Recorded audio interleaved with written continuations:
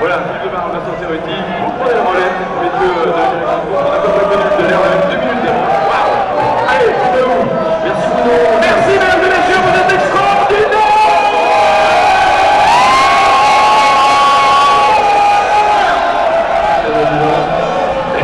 Bruno, il reste 24 heures. Ah bah oui, c'est vrai. Allez, bien sûr. Bon, effectivement, comme le disait Bruno Mandesnik, il va y avoir du sport, il va y avoir du bruit avec le départ à 15h, il est 14h18 minutes, nous allons rester attentifs ici devant le studio au message de direction de course pour entrer Philippe en position de départ dans combien de temps. On retrouve ensuite avec le numéro 109, la Honda CBR, c'est la assurance avec Michael Morin, c'est la BMW Michelin de Sébastien Gendard, Erwan Yvon pour le départ et Terre Français.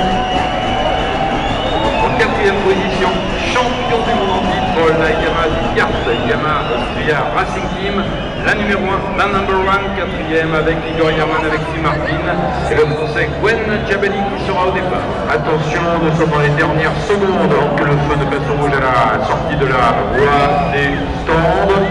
Avons-nous vu les photos, les 55 actés, les stands justement. Il semble que, oui, mais soyons prudents dans cette réunion et dans ce commentaire. Nous allons voir si une moto va se présenter au niveau des stands. Si c'est le cas, le pilote devra de toute façon s'arrêter.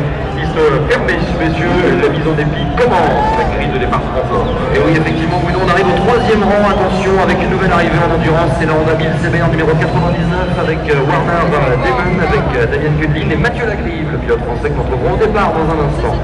Et en deuxième position, la Suzuki numéro 2, la Suzuki du cercle de Dominique Mélian, avec Vincent Philippe, bien entendu, qui va prendre le départ, qui est en Guillaume Dietrich et Freddy Forêt. Et la pole position pour cette 33e édition de cette course que nous affectionnons tout particulièrement, les 24 heures moto, pole position pour la Kawasaki numéro 11 avec le relais de départ effectué par Julien Dacosta, une machine qu'il partage avec Olivier Four et Grégory Leblanc. Mesdames et messieurs, vous pouvez applaudir l'ensemble des concurrents avec la grille de départ, Bruno, que nous venons à l'instant de lire. Oui, effectivement, on aura l'occasion après les deux tours de chauffe et lorsque les pilotes reprendront place dans les ronds, les cercles peints amènent la pelouse de mettre à contribution le public pour effectivement ovationner ses concurrents, beaucoup d'associations qui prennent vie avec pour objectif avril, l'évaluation en moto, septembre aussi pour le Val d'Or, l'occasion d'ailleurs de vous rappeler que l'année prochaine on en inversera puisque c'est la dernière année des 24 heures moto en avril.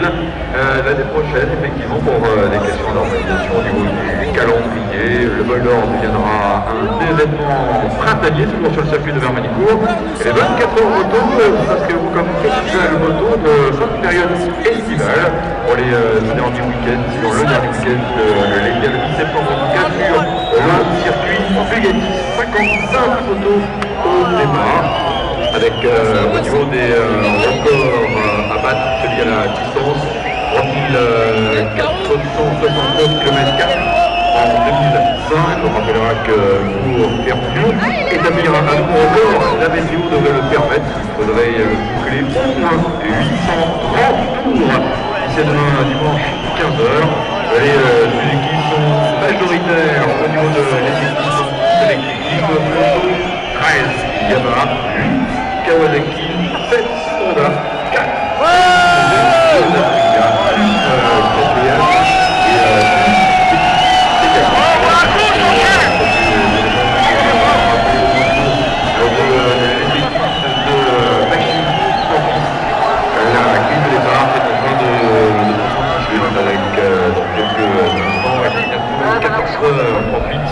le top départ pour les deux tours de à prévoir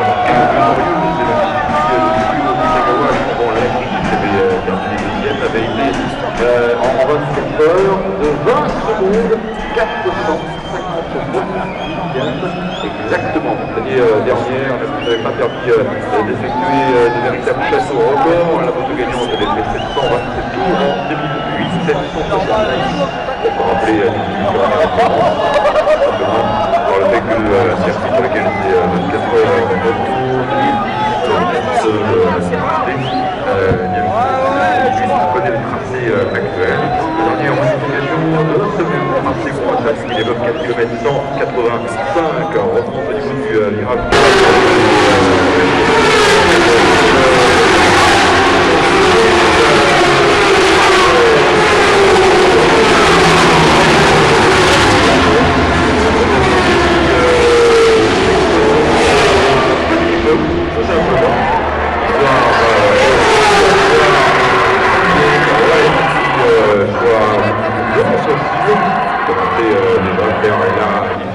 pour les concurrents.